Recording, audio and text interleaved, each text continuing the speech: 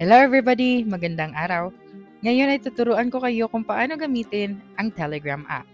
So ang una mo lang gagawin ay pumunta ka sa iyong Play Store or App Store at kailangan mong i-check kung updated ang iyong application. So gamitin mo lang ang search bar sa itaas at i-search mo ang Telegram.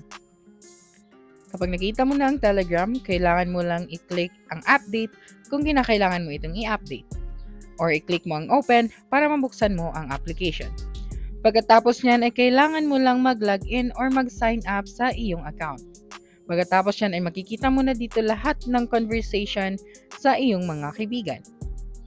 Ngayon ang una natin gagawin na i-click itong tatlong guhit na nasa itaas at makikita na natin dito ang ating pangalan at mayroong choice ka naman dito na i-switch sa night mode or di kaya naman sa day mode ang iyong Telegram. Dito makikita mo ang iyong mobile number, ang profile mo, ang new group mo, ang contacts, calls, at iba pa. So magsisimula tayo sa iyong profile. So kapag clinic mo ang my profile, makikita mo dito ang details ng iyong account. So makikita mo dito ang iyong username, ang iyong information, ang iyong mobile number. At kung gusto mo namang palitan ng iyong litrato, ay i-click mo lang ang camera icon. Dito naman makikita mo ang iyong pangalan. So kung gusto mo itong palitan, kailangan mo lang i-click at i-type out ang iyong bagong pangalan. Pagkatapos niyan, i-close na natin ang section na ito at bumalik ka sa tatlong guhit na nasa itaas at makikita mo dito ang new group. Ngayon, kung gusto mong gumawa ng bagong grupo, kailangan mo lang i-select lahat ng contacts na meron ka sa Telegram at makakagawa ka na ng bagong grupo. Dito naman sa susunod, ang call section.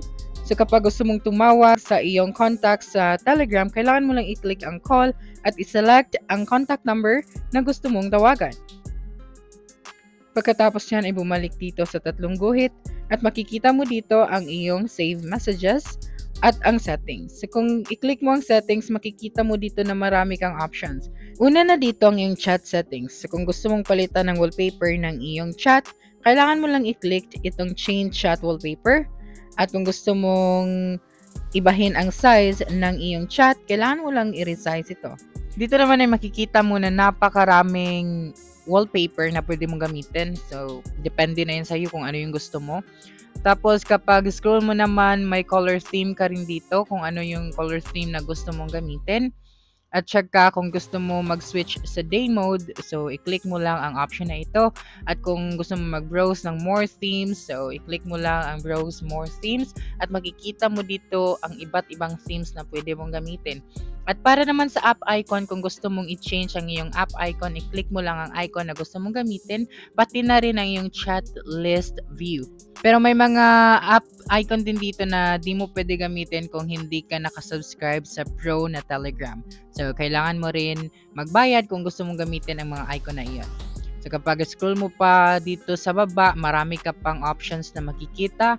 So, kailangan mo lang explore ito isa-isa para mas maintindihan mo ang paggamit ng Telegram. So, dito sa media and sound, pwede mong i-on ang iyong tap to show next media, or raise to listen, raise to speak, at iba pang mga options na pwede mong gamitin. So kung gusto mo rin i-on itong show 18 plus content, so kung gusto mo makita yung mga pang-adult na mga content, pwede mo rin i-turn on ito.